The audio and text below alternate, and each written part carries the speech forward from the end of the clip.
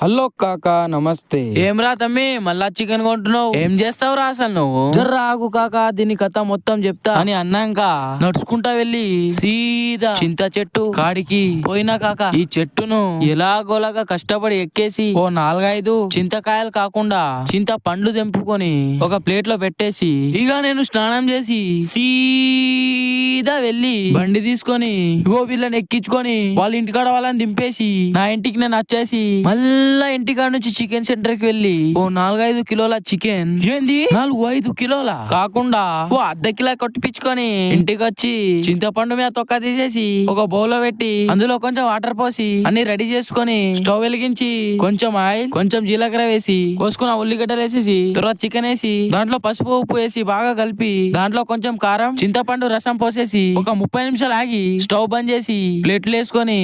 తింటే